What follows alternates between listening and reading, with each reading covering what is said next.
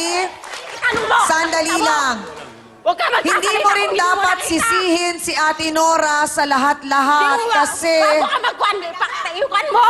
Hindi yung kinuha kahit durugin natin si Ate Nora, hindi na maibabalik pa si Santino. Sinungaling ka talaga. Bakit? Nabayaan yung anak mo. Nangihingin kapatid ko ng pera sa'yo, sasabihin mo wala. Dahil bigla ayos mo kami dahil Sandali lang. binubugbog ka rin ng Isa-isahin kapatid. natin, Ate Nora, ang mga sinasabing paratang sa'yo. Bakit nila sinasabi na pinapabayaan mo raw ang bata? Kasi napag-alaman namin, hindi na nga daw nakakakain sa tamang oras ang bata dahil Nakakakain nasa naman po siya. sugalan ka. Hindi ma'am, nakakain Bakit ka naman ba po siya. nagsusugal? Minsan po gusto ko lang po maglibang sarili ko. Eh lang naman po, hindi naman po ako lagi-lagi nagsusugal eh. Magkano ang sinusugal mo? 1, 2, 3 lang naman po yung laro namin, ma'am eh. Hindi naman po. 1, 2, 3 lang po. Ano yung 1, 2, 3? Paano yun? Hindi ko alam. Piso yung normal na tama. Piso? Yung normal na tama, 2 yung tong-it, 3 yung laban. So dapat magkano ang mga handa mong pera doon? Hindi Siya, naman po ako actually, napapatalo doon yung na 1, 2, 3 kasi, pinapatalo pwede ko kang doon eh. matalo as ng medyo malaki din yung kung talagang sabihin nating malas Lulun ka. ka na. Yung malas ka. Ay, parang tapos minamalas ka, tapos matagal gusto mong kayong bawiin. matagal kayong naglalaro, 200, 300, matatalo ka sa 1, 2, 3. So, ang Hindi naman po gusto ako malaman ng nagpapatalo ng lahat, ganun eh. Ate Nora, may anak ka na 3 buwan. So, nasaan yung anak mong 3 buwan at nasaan si Santino Sa akin, pag oh. nasa sugalan ka? Nandun din po sa amin. Hindi Hindi naman po. habang nagsusugal, dumidiri, ginaganyan, oh. Inahiya. Bata, habang nagahawak ng bara, padidi Habang nagahawak ng bara, hanggang Okay, namin ko naman. nalaglag na lang yung Habang pamangkin nagpahawak ko. ng Ayaw marami pa rin na niya, padedikian ako. Pero hindi ho ako araw-araw naglalaro. Paminsan-minsan lang po ako naglalaro, hindi po sa araw-araw. So, saan po ninyo kinukuha ang perang pangsugal? No, may trabaho po yung asawa ko. No, may trabaho po asawa ko. Hindi ba ganito lang kasimple, Ate Nora? Kung tayo ay hirap sa buhay, kung kulang ang perang binibigay ng ating asawa, bakit kailangan pang magbiso? Namatayan ka na nga ng anak eh. Hindi pa rin ba yung kalabit ng Diyos sa'yo? Siguro nga. Maganda, tumigil ka na sa katungit dahil ang anak mo. Ganon na naman mangyayari sa inyo. Nakatira ka ngayon kila Ate Inday. Kailan ka huling nagsugal? Nung ko alam po, nung nag-aaway kami ng asawa ko. Kailan? Anong araw? Anong Tagal na petsa? rin po yun. Ngayon, hindi naman ako nakakapagsugal dahil wala naman akong pera eh. Walang pera, hindi makakapagsugal. Pero pag may pera, nasa tungitan. Para may pangsugal. Ate Nora, Hindi yun, Ate Inday. Tinora, ang ibig sabihin kung may pera ka, halimbawa nitong mga Hindi ko naman nakaraang araw, maglalaro may pera ka ako, pa rin. hindi ko na isusugal yun. Magninegosyo na lang ako para yun na lang ang libangan ko. Hindi ko sa'yo pagtutungit. Yan ang negosyo. Ang iwasan mo yung pagtutungit, mga anak mo na lang alagaan mo. Kaya na nga, ay lang ang gagawin ko. Magninegosyo Ilan na mo ako. Tapos, ang sinasabi ni Kuya Sani Dapat mo ay kasama yung anak mo. hindi yung kayo ano, nagkakaintindihan, hindi mo siya pinakikinggan dahil yun nga ang gusto niyang parating Eh, minsan na naman may problema kayo. Ngayon, lalong nagkakaroon ng problema kasi umaabot na sa puntong dahil hindi ka nga nakikinig, hindi Siya naman rin din naman naman tama nakikinig sa akin eh. nasaktan ka niya. Hindi naman din kasi siya minsan nakikinig sa akin pagka sinabi kong ayaw ko siya uminom. Umiinom pa rin siya eh. So sana hindi na lang kayo nag-anak. Kaya kayo nagsama para magsilbing inspirasyon para sa isa't isa, hindi para masira kayo.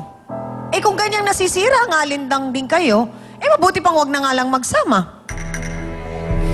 Kasi siyang, yung lalaki, ayaw, Nananakit. Napag-alaman ayaw- ko at pa ayaw na ang tumigil sa pinakagrabing ginawa ni Kuya Sani, nilagari sa braso sino? Ito, nilagari niya sa akin. Nilagari niya ako.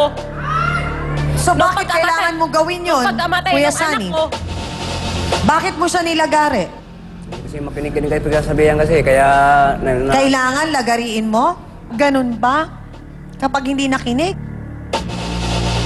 Kasi hanggat hindi po ninyo maiisip na pareho kayong dalawa, hindi po ninyo kayang maging maayos na magulang, bakit kayo nag-anak? Kawawa naman ang anak ninyo. Eto na nga, ipinakita na sa inyo na wala na si Santino. Pinakita na na hindi kayo maayos na magulang. Meron kayong isa pang pagkakataon na ayusin at maging mabuting magulang kay Rani. Lumilipas sa mga araw na sasayang, hindi po ninyo rin inaasikaso yung bata. Pero napakaraming nanay, napakaraming tatay ang nangangarap na sana'y biyayaan sila din ng anak. Pero hindi nabibiyayaan ng anak. Pero kayo, eto, may anak, hindi nyo nagagawang maging mabuting magulang. Marahil mga kasawsawan, ang higit na makakatulong sa ating mga bisitang si Kuya Sunny at Ate Nora ay ang ating pong mahal na trio tagapayo. Sana nga po, maging bukas ang kanilang puso't isipan na tanggapin ang mga payong ibibigay po nila. Doon ko po siya pinausukan nga po, doon sa clinic na kinuhanan ko. Yun nga po, kinuhan nga po siya na may panadaw po. Oo, may tubig na daw ang bagay niya. Tapos po yung dito niya medyo may itim na kay hindi ko na po siya maikwan. Tapos po nung medyo hapon na, yung bigla naman po siya natumba na namat na nanigas na po siya na hindi ko po makwan. Eh, sinugod ko po siya yung sa ospital. So hindi ka na inom? Hindi na ako po yun. So sino sa palagay mo ang dapat maunang magtalo? Siya ang ina o ikaw? Pares lang po kanila. Parehas. Sabay. Ang ating po bang mga bisita ngayong umaga ay kahit paano, Attorney Ben, ay tiwanagan ng konti sa counseling po na binigay ninyo para sa kanila. Yan po ang ating hangad, Tiangami, at bilang huling mensahe pa rin natin kay Sunny. Alam mo, Sunny, bilang payo ko sa'yo, huwag sana ang maging hangarin mo ay kunin ang iyong anak. Kundi gaya sana ng sinabi ko sa'yo, buuin mo huli ang iyong pamilya. Tapos na yung mapait na karanasan na wala ang panganay mong anak, huwag mong sisihin lamang ang iyong asawa, kundi titigan mo rin na meron ka rin naging pagkakamali. Itama mo ang perspektibo mo, magkaroon ka ng determinasyon upang sa ganon, may tama mo ang buhay mo, may tama mo ang pamilya mo sa piling ng iyong asawa o kinakasamang si Nora at ng inyong anak ngayon. Yun lamang.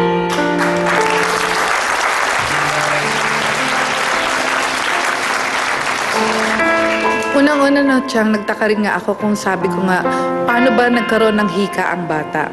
Dahil kasi, alam nyo, ang isa sa mga numero unong dahilan kung bakit nagkakahika ang isang tao ay dahil namamana ito. So kung meron ng hika ang pamilya, ang lineage natin, dapat ang iba yung ingat dahil kasi lalo na kung magkakaanak tayo sa panahon ngayon na sobra ang polusyon, tsak na yung posibilidad na magkakahika, kaya namana ito o hindi. Ang nakakapagtaka dito, kayo ay nagtotongits at dinadala nyo ang bata, imposibleng walang naninigarilyo dun sa nagtotongits doon. So langhap na naman ng bata ang mga usok na galing sa sigarilyo na alam nyo na ang second-hand smoker mas prone sa cancer, mas prone sa hika, mas prone sa lahat ng mga respiratory problems kesa sa talagang naninigarilyo. So yun pa lang, bilang isang magulang, dapat maging responsable tayo kung mahal nyo ang inyong mga anak at handa kayong magsakripisyo, huwag kayong magtong-its, huwag kayong inom ng alak. So sana maintindihan nyo na para kayo ay maging maayos na pamilya, maging mabuti muna tayong tao at respetuhin nyo ang bawat isa. Yun lang po. Sa larangan po ng ating buhay, may kanya-kanya po tayong papel na ginagampanan na bigay na sa atin ng Panginoong Diyos. Tulad sa iyo, Tukayo o Sunny, binigyan ka ng Panginoon ng isang tungkulin, ng isang papel na ginagampanan mo ngayon bilang isang karpintero. At alam mo, ang karpintero ay gumagawa, nag-aayos